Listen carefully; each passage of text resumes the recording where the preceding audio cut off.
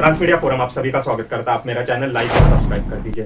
कल शाम को एक बहुत बड़ी खबर सामने निकल के आती है। इंडियन एयरफोर्स का मिग 29 ये जो फाइटर जेट है, फाइटर एयरक्राफ्ट है, ये दुर्घटना का शिकार हो जाता है। मिग 29 राजस्थान के बाड़मेर में नाइट ट्रेनिंग की प्रैक्टिस, रेगुलर प्रैक्टिस में था, तब ये दुर्घटना होती है। टेक्निकल प्रॉब्लम की वजह से, टेक्निकल ग्लिच की वजह से ये जो एयरक्राफ्ट है ये प्रॉपर फंक्शन करता नहीं है, जिसके बाद पायलट जो है वो डिसाइड करता है कि उसको इस पर से सेफली इंजेक्ट करना है और इसको जो है एक अनमैन ग्राउंड पर ले जाके पायलट जो है इसको क्रैश करवाता है और साथ ही साथ जो है इस एयरक्राफ्ट से सेफली डिस्टेंस रखते हुए इंजेक्ट हो जाता है। अब ये जो एयरक्राफ्ट क्रैश हुआ है राजस्थान के बाड़मेर में, इसके बारे में देखिए कि यहाँ से लगभग गांव जो रहता है वो 4 किलोमीटर दूर रहता है और साथ ही साथ 3 किलोमीटर पर एक भारत की सबसे बड़ी ऑयल रिफाइनरी फैक्ट्री है। उसको कुछ डैमेज होने की या उस पर कुछ इफेक्ट होने की खबर सामने नहीं आ रही है, लेकिन इंडियन एयरफोर्स ने एक स्पेशल इंक्वायरी इसके ऊपर लॉन्च कर दी है, क्योंकि आपको पता ही है एक एयरक्राफ्ट की कीमत लाखों करोड़ों रुपए में होती है। साथ ही साथ पायलट्स की जो जान होती है उसकी कोई वैल्यू नहीं होती है, क्योंकि एक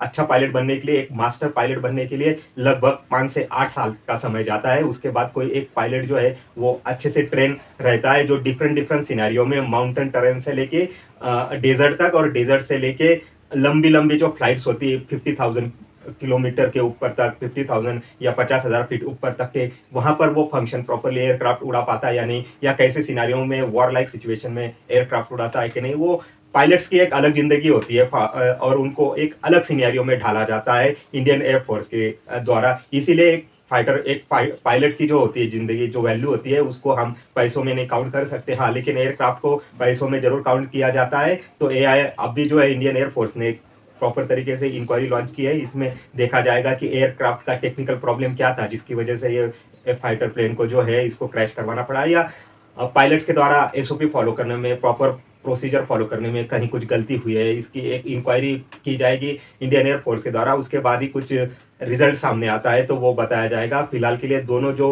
ये डुअल इंजन वाला फाइटर जेट है, दोनों पायलट, 2 पायलट उड़ाते हैं, एक मेन पायलट एक को पायलट, दोनों पायलट सेफली इस पर से इंजेक्ट हो जाते हैं पैराशूट के द्वारा। और उसके बाद इंडियन एयरफोर्स की टीम और वहां पर ग्राउंड पर जो मेडिकल टीम आती है, बाद में जब इंफॉर्मेशन दी जाती है स्थानीय पुलिस और मेडिकल टीम को, तो वहां पर आके इन पायलट्स को रिकवर भी किया जाता है और इनको फर्दर मेडिकल ट्रीटमेंट के लिए हॉस्पिटल में लिया जाता है।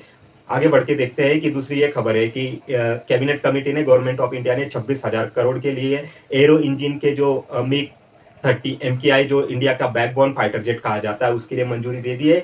1 साल के बाद ये जो HAL को ही मिला हुआ कॉन्ट्रैक्ट है, HAL ही इसको इंडिया में बनाने वाली है। इस इंजन के लगभग 54% जो पार्ट्स होंगे वो इंडिया में ही बिल्ड किए जाएंगे, इंडिजीनियसली इंडिया के ही कंटेंट लगाए जाएंगे रशिया के हेल्प के द्वारा। रशिया की रॉयल्टी दी जाएगी उनको और इंडिया HAL जो है इंडिया में ही ये जो इंजन है 26,000 करोड़ का कॉन्ट्रैक्ट इसको इंडिया में ही बनाने वाली है। HAL का ये जो जिनका प्रोजेक्ट है ये 1 साल से 8 साल के अंदर ये कंप्लीट करेगा और लगभग इंडिया के पास जो MK30 Su-30 MKI जो 200 से ज़्यादा एयरक्राफ्ट इंडियन एयरफोर्स अपने फ्लीट में रखती है, जिसको बैकबोन भी कहा जाता है, जिसमें ब्रह्मोस से लेके BVR मिसाइल तक बहुत ही ज़्यादा डिफरेंट सिनेरियो में हमने इस एयरक्राफ्ट को तैयार किया हुआ है। जब से हमने रशिया से खरीदा है एयरक्राफ्ट, इसमें हमने इंडिजीनियसली बिल्ड पार्ट्स लगाए हुए हैं, मिसाइल्स लगाए हुए हैं, साथ ही साथ इसमें रडार भी इंडिजीनियसली बिल्ड लगाए हुए हैं, जिसकी वजह से इस फाइटर जेट की जो मारक क्षमता है वो बढ़ी गई है। साथ ही साथ इसका जो मेंटेनेंस वगैरह है वो इंडिया खुद